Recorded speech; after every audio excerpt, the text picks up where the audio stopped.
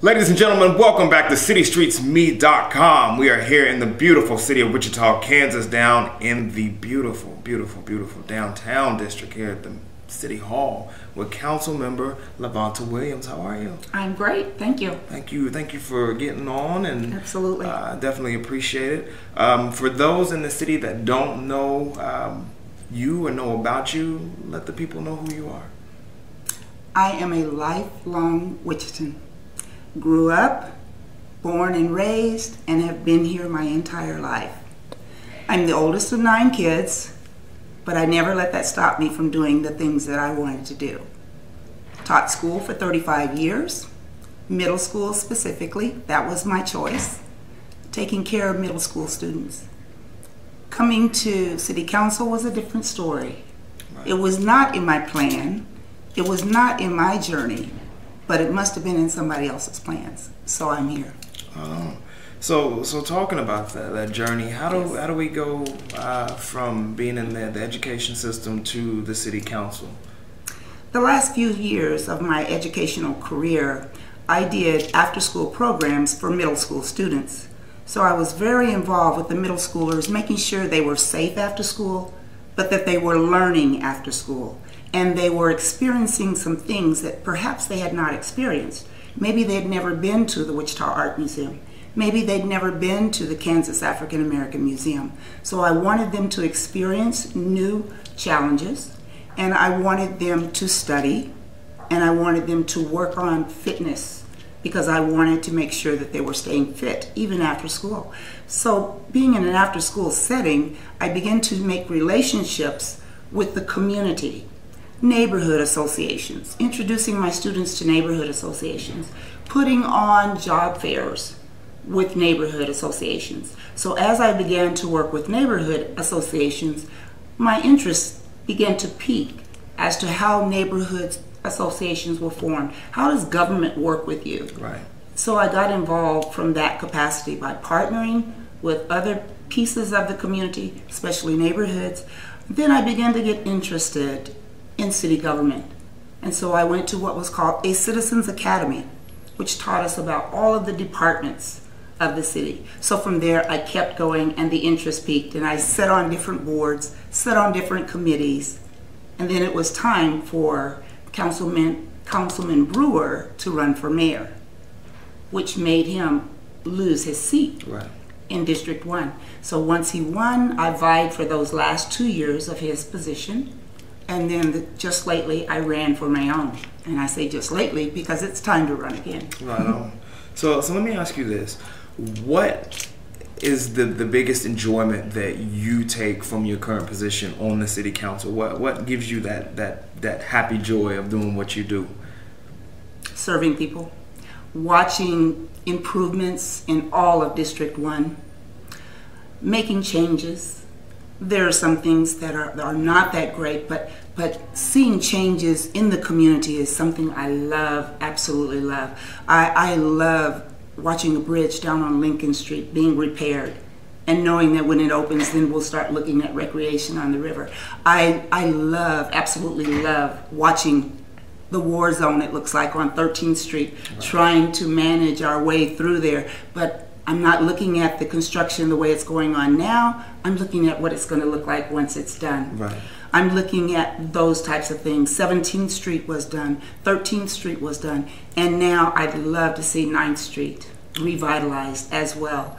But I also look at the sidewalks that we've repaired, or the sidewalks that we've put in. Those are a joy for me. I look all over the city, and especially in District 1, and I realize that new businesses are beginning to spring up.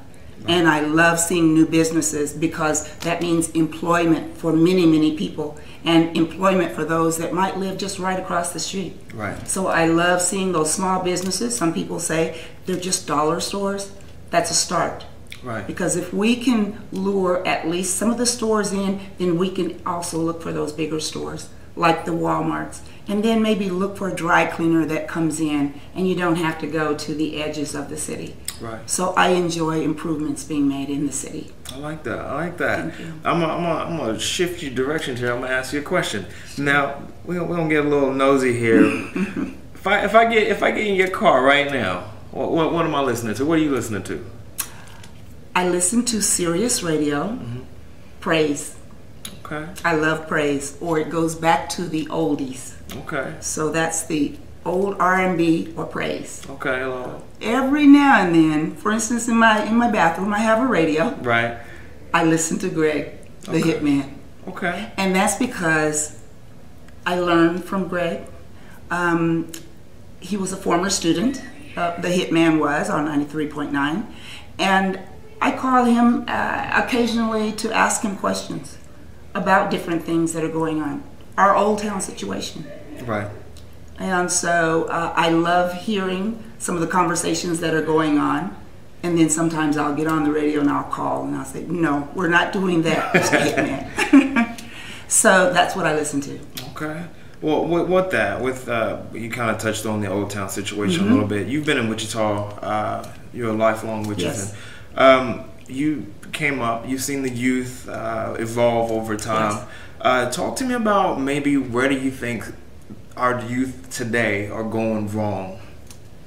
Well, you know, we brought up the new ordinance that we were looking at for Old Town at the last city council meeting. It was a rush for us to install that ordinance because I don't want to see anybody shot. I don't want to see anybody harmed. It's a safety issue for me as we look at Old Town. But as we were looking at the ordinances, my plea went out to the young people.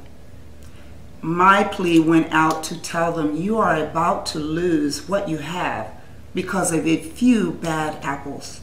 And I hate to see you lose out on places to go and things to do because a few people choose to act out.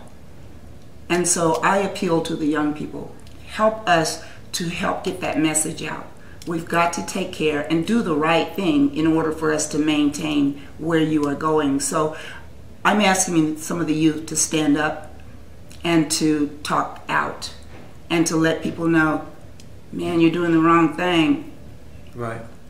We got to do something else because we realize that some of the people are just coming downtown at 1:30. Right. They come down at 1:30. Some of those people have not been checked for weapons because they just got in the area. Right. And so I'm looking at it from a safety perspective. I don't want anyone else to get shot. Absolutely, absolutely. With that, let me ask you your current position. How important of a role do you think education plays into the overall success of our youth coming up today?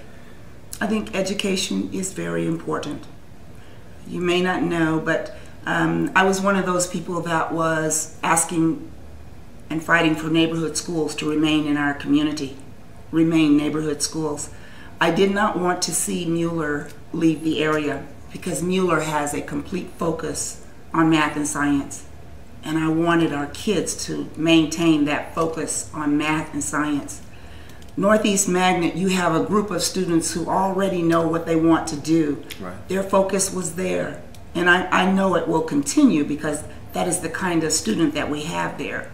But we must get more of our students concerned about math, science, technology. They've got to focus on books. They've got to focus on their academics because academics take you where you want to go. By staying focused, I'm hoping that they get where they want to go. They get the jobs that they need because we don't have as many people as I would like in the places that I would like. And I think Wichita State's focus is going to be on scholarshiping those students that we need to be going to college. Right. They're going to search out some of those students that we need to be there. So we've got to make sure through our churches, our faith-based organizations, through our conversations, that our youth are getting the best possible education that they can get. Absolutely. So let me ask you this. From a community standpoint, where do you see the overall city of Wichita in, say, 5 years? In 5 years, I see a downtown that is thriving. Downtown is part of District 1. The first block of being renovated is in District 1 with the Ambassador, with the Kansas Health Foundation, with the brand new parking lot. Those are all in District 1. So I want to make sure that the heart of the city is thriving. The heart of the city has to thrive, because that's some of the first parts of the city that our visitors see when they come here. They stay in, excuse me, the Hyatt, or they stay in the Drury, and they see our downtown. I know what I felt when I went to Detroit some years ago, and the downtown was fully graffitied and vacant buildings, and so we got to work on that. I see a Northeast community that is beginning to have pride again, and have pride where we live. I think that that's very important, to love where you live. And so even now I'm working on a 4-block area of the north part of District 1, trying to revive that 4-block area, right, which has 23 vacant lots in it. And the crime rate is not where it should be. It's not low enough for me. Right. So I'm working on that area, but I want us to be proud of where we live, whether it's on the north end, whether it's on the far south end. I think that everybody deserves the quality of life that anyone else is expecting. And I don't think the zip code should determine how your quality of life is in the city of Wichita. I like that. I like that. With that, let me ask you this, and I won't keep you long because I know you're busy. Do you think, per se, that the citizens in Wichita really utilize being able to come to council meetings and really sit in and really get a pulse of what's going on? Do you think it's utilized enough or not enough? I think we have certain people that use the city council. Certain people that use the city council. We have certain people that don't speak up as much as we should. We have many parts of our community. My Middle Eastern students up around the Wichita State area, that was an area that was really beginning to bother me, south of the university, and their living conditions. That's beginning to improve, and that's a group that does not speak up. We have many groups in the community that don't speak up. By coming to city council, you are saying something. You are sending a message. There is that possibility that we can say, manager, could you check into that? I welcome people to come and speak with us, because if you remain silent, nothing gets done. Right. And so I welcome the opportunity to sit down, to discuss with people what is going on or what is not going on. So if you remain silent, you get just that. Right. You get nothing. Okay. And many times we have people that are silent. There are many of us that are voices for those that are silent. Right. But there are many out there that we don't know about and right, that don't come forward. I was in one area not long ago, and a tree was down right in the middle of the street, and it looked like it had been there for quite a while. And I tried to speak with someone, and the language was different, but I just immediately took a picture, mailed it, and said, we've got to get this taken care of. And it was gone within the next day. And so it's just that some people don't know who to call or how to call. And I'm a person that welcomes that type of conversation, no matter who you are, no matter what district you're in. You're in the city of Wichita, we should be able to respond to anybody in the entire city.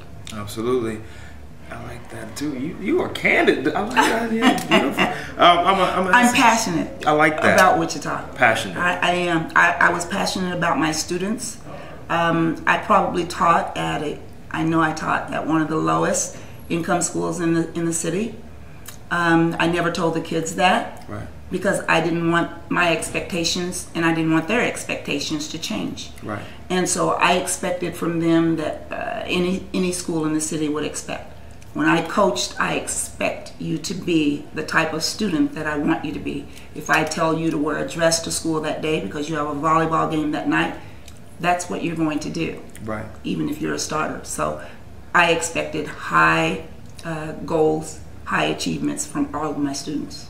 I like that. I think that definitely that focus of expectation helps raise the bar. It is. It does. I want to ask you this. I'm going to get you out of here on this one. Mm-hmm. What is, in your view, give me one issue in Wichita that you think it's just major? It's just like you just look at it every day and you just like that. I don't like that. What would that issue be?